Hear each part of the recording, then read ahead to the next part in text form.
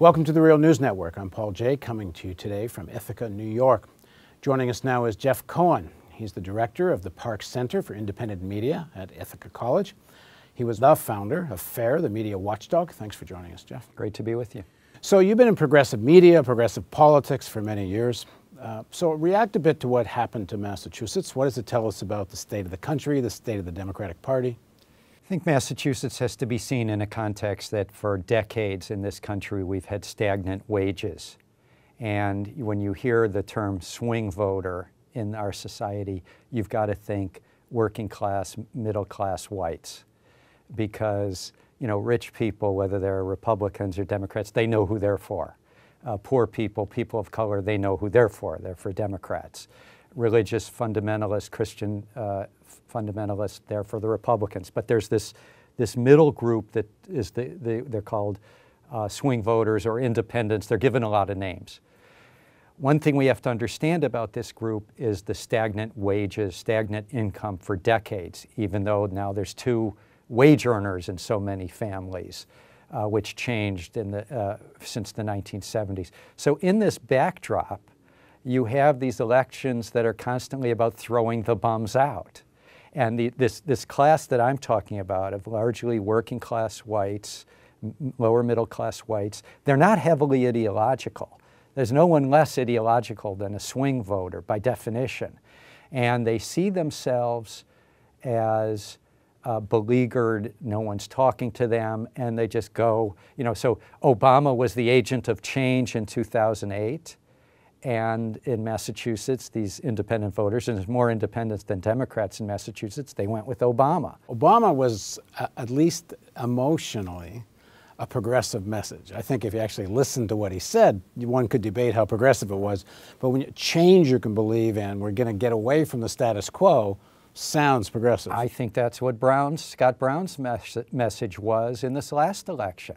That he's going to get away from the status quo. And if you have no ideology and you're not following it that closely, you're going to, and nothing's been really delivered to you in the 1 year of the Obama administration, you're likely to jump. And I think the key thing to understand about swing voters or independents is the lack of ideology. They don't have an ideology, but what they go for is someone that's promising them change, or, and this happened a lot in 2008, they sense from their neighbors, their relatives, that there's all this enthusiasm about change. And the enthusiasm was with Obama in 2008.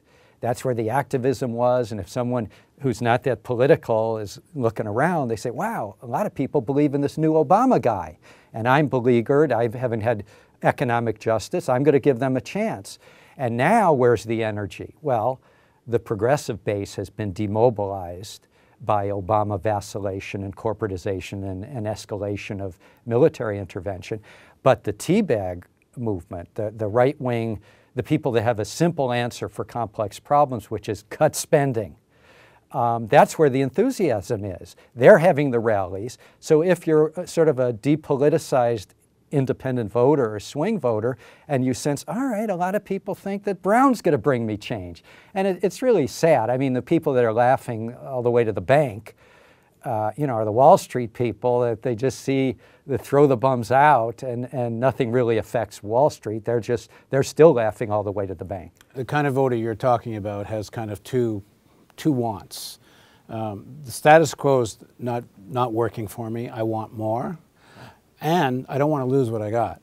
So the right always is able to play to, you're going to lose what you got, and it's a clear-cut message. Right. When they run in elections, the Democrats say, you're going to do better, and then they can't deliver. Right. But there's a couple things that need to be talked about. That's a great question.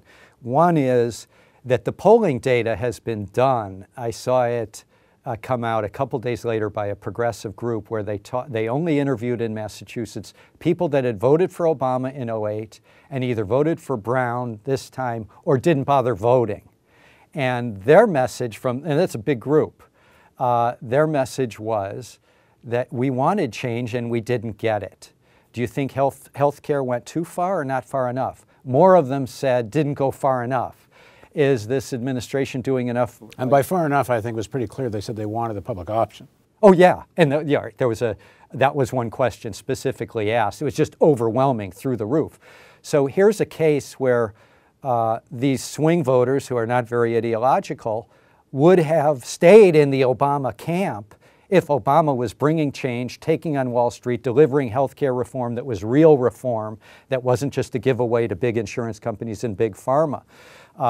So I think that's a key point. And your next part of your question was, how come they can't govern?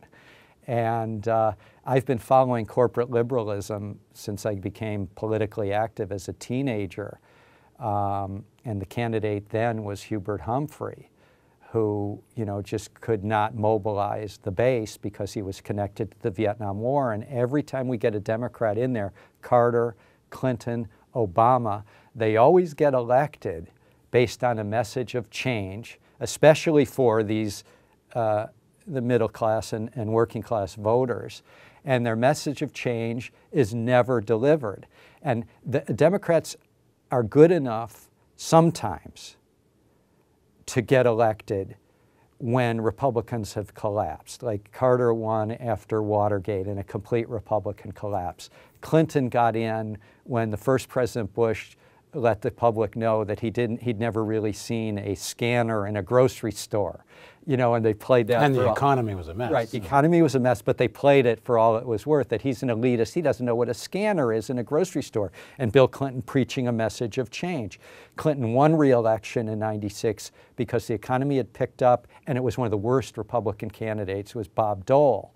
And then you have Obama after the complete collapse of Bush's popularity and the popularity of the Iraq War. So Democrats can get in with the message of change. The problem is when they govern, the only thing they can always be counted on to do is demobilize their base. Well, they do it like clockwork. You campaign about fighting corporations. You campaign with this populist message. You campaign from the left. Yes. But if the party's actually controlled from the right, you're never going to be able to deliver on the campaign promises. Right. It's always fake left, go right. So in the next segment of the interview, let's talk about some of the historical roots of the Republican Party's plan for the right to really control, the far right to control the Republican Party, and then let's talk about how the Democratic Party became so corporatized. Please join us for the next segment of our interview with Jeff Cohen.